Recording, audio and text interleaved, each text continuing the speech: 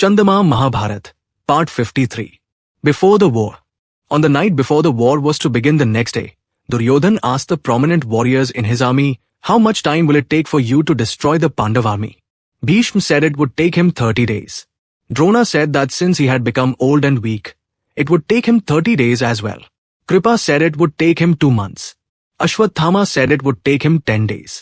Karna said 5 days would be enough for him. Hearing that, Bhishma laughed and said, "As long as Arjuna does not confront you with the help of Krishna, you will boast like this and make even greater claims." Hearing this news through spies, Dharmaraja told Arjuna about it and asked, "In how much time can you destroy the Kaurava army?" To that Arjuna said, "Why are you worried? Our warriors can undoubtedly destroy the Kaurava army. If you ask me, I would say I can conquer them in a single moment even if all the 3 worlds rise against us. That is because I possess the Pashuptastra. Bhishma, Drona, Kripa, and Karna do not have it. But one should not kill everyone using such a weapon." At dawn the next day, the Kaurava armies marched towards the Pandav armies. The kings on Duryodhan's side displayed mutual respect and eagerness for victory. Duryodhan built a camp in the middle of Kurukshetra and made it look like another Hastinpura. It looked like a city and not like a camp. Similarly, the Pandav armies also moved to the battlefield. By the time the armies of both sides gathered in Kurukshetra like two great oceans, only children, women, and the elderly remained in the rest of the world. As the war was about to begin, Vyas came to Dhritarashtra and said, "The end has come for your sons and the other kings. It is unnecessary for you to grieve for them. If you wish to see the war, I will give you divine vision. With its help, you will be able to see whatever is happening on the battlefield." To that Dhritarashtra said, "Great sage, how can I watch the death of my kinsmen with my own eyes? I will listen to the details about the war. Tell me if there is any method for that." Then Vyas said, "I will make the entire battlefield appear before Sanjay's eyes day and night. He will tell you the entire sequence of the war." Accordingly, Sanjay kept informing Dhritarashtra of the war news. Before the beginning of the war, Bhishma, who was the commander-in-chief of the Kaurava army, said to the kings who were about to fight, "Kings, the gates of heaven stand open for all of you. Go through that gate to the realm of Indra and the realm of Brahma. This is the right path for Kshatriyas. Fight fearlessly. A Kshatriya should not die bedridden with a disease." Except for Karna, who took a vow not to step into the battlefield as long as Bhishma stood in the arena of war, all the other kings moved with battle cries. Both armies were arrayed in formations. Bhima walked at the front of the Pandav army. Shikhandi's army was in the middle of the formation. Satyaki was protecting the right flank, and Dhrishtadyumna was moving throughout the formation. Arjuna, sitting on the chariot with Krishna as his charioteer, asked Krishna to stop his chariot between the 2 armies. Krishna did so and said, "Arjuna, look at the Kaurava warriors starting with Bhishma and Drona."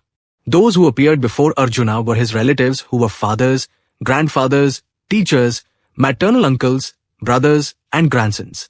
The thought of having to kill all of them in the war made him tremble, and the Gandiva seemed to be slipping from his hand. He said to Krishna, "I do not see any good in killing these relatives in the war. I do not want the kingdom, and I do not want comforts," and collapsed in the chariot with grief.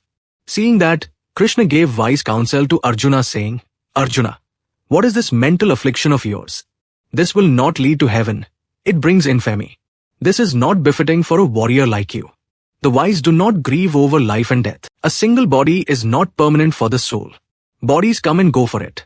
The soul neither dies nor kills. Just as one leaves torn clothes and wears new ones, it leaves worn-out bodies and assumes new ones. Therefore, you prepare for war. Fighting a war is the supreme duty for a Kshatriya. Do not distance yourself from fame and heaven by giving up the war. Death is better than infamy. If you win the war, you will enjoy worldly pleasures. If you die, you will enjoy heavenly comforts. Viewing happiness and sorrow, gain and loss, victory and defeat alike is the mark of the wise." Arjuna's mind changed due to Krishna's teachings. His doubts were cleared. Meanwhile, Dharmaraja removed his armor, placed his weapon aside, stepped down from the chariot, and set out on foot towards Bhishma with folded hands. Seeing that, Arjuna and the rest of the Pandavas stepped down from their chariots and set out behind Dharmaraja. Krishna also went behind everyone. Arjuna asked Dharmaraja, "King, why are you leaving us and going towards the enemy army like this?" Bhima, Nakula, and Sahadev also asked Dharmaraja the same question. Even after hearing their questions, Dharmaraja moved forward without giving an answer. Krishna smiled and said to them, he will first seek the permission of Bhishma, Drona, Kripa, and Shalya, and only then begin the war. If one fights a war with the permission of elders like that, victory will be achieved. In the meantime, various kinds of comments began in the Kaurva army. Fie! Fie! This Dharmaraja is born to ruin the Kshatriya clan. Fearing to fight the war, he is coming with his younger brothers to seek refuge in Bhishma. It is such a shame for him to be afraid when he has such younger brothers. His heart must have slipped away when the time finally came to fight, thought the Kaurva warriors. Their respect for Duryodhan's side increased. Everyone in both armies was eager to hear what Dharmaraja would say to Bhishma, what answer Bhishma would give, what Bhima, whose body swells at the thought of war, would say, and what Krishna and Arjuna would speak. Dharmaraja entered the terrifying enemy army with his younger brothers, approached Bhishma very swiftly, prostrated himself at his feet, and said, Grandfather, we have come for your permission to fight a war with you, who cannot be faced by anyone in war. You give us your permission and bless us. To that Bhishma said, I am very happy that you behave like this. Fight the war. You will win. Ask for any boon you want from me. Because of that, you will not face defeat. Wealth makes a man a slave. Therefore, I had to fight on the side of the Kauravas. You can ask for any boon without hindering that. What is the idea for us to defeat you, who knows no defeat, in this war? Tell me if you are someone who wishes for our well-being, said Dharmaraja. That I do not know myself. No one can defeat me in war. I do not even have death in war. Come another time, said Bhishma. Dharmaraja offered his salutations to Bhishma, went to Drona's chariot along with his younger brothers, circumambulated Drona and then bowed to him, and said, Best of Brahmins, I have come to seek your permission to fight the war. How can I conquer the enemies without your command?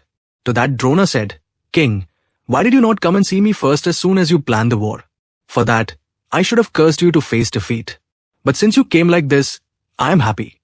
Fight the war. You will win. Tell me if you have any desire. I will do anything other than help in the war. Since I have lived on the Kauravas' patronage, I must inevitably fight for them. You fight on behalf of the Kauravas themselves. Your blessing for victory is enough for me, said Dharmaraja. With Krishna by your side, what can prevent your victory? You will surely conquer, said Drona. Defeating you is not possible for anyone. Tell us how we can defeat such a person as you. Dharmaraja asked Drona. As long as I am fighting the war, you will not achieve victory. Therefore, you and your younger brothers kill me as quickly as possible, said Drona. That is why I asked you. What is the idea to kill you? Dharmaraja asked again. No one can kill me as long as I am holding a weapon. But if anything unpleasant falls in my ears, and that too if a trustworthy person says it, I will renounce my weapons, said Drona. Afterwards, Dharmaraja went to Kripa and said, Respected teacher, I have come wishing to begin the war and achieve victory with your permission. Kripa was also pleased and, just as Bhishma and Drona said, asked him to wish for anything other than help in the war. Feeling reluctant to ask how he could be defeated, Dharmaraja stood there pitifully. Seeing that, Kripa said, No one can kill me. Go and fight the war. I bless you to achieve victory. Dharmaraja took leave from Kripacharya, went to Shalya, and said, Maternal uncle, give me permission to fight the war. I will conquer the enemies with your permission. Shalya also gave his permission, blessed Dharmaraja to achieve victory, and asked him to request anything else other than help in the war. Then Dharmaraja said, Great king, during the time of war preparations I requested you to help in the slaying of Karna. I am requesting the exact same thing again now. Dharmaraja, I will surely help. I swear that you will win this war. Go and fight the war, said Shalya. Dharmaraja left the Kaurva army along with his younger brothers. Krishna went to Karna and said, Karna, you will not fight the war on Duryodhan's side as long as Bhishma is on the battlefield, right? So could you not fight on the Pandav side until then? You can fight on the Kaurva side after Bhishma falls down. I will even give up my life for Duryodhan, but I will never do him harm, said Karna. Dharmaraja, who came out of the Kaurva army, stood between the two armies, turned towards the Kaurva army, and asked, If anyone among you wishes to join our side, come. Then Yuyutsu, who was one of Dhritarashtra's sons, felt affection towards Dharmaraja and said, If you request, I will come to your side and fight against the Kauravas. Dharmaraja happily agreed to that. He returned to his position and wore his armor. Everyone climbed into their respective chariots. All the warriors blew their gongs. Drums resounded.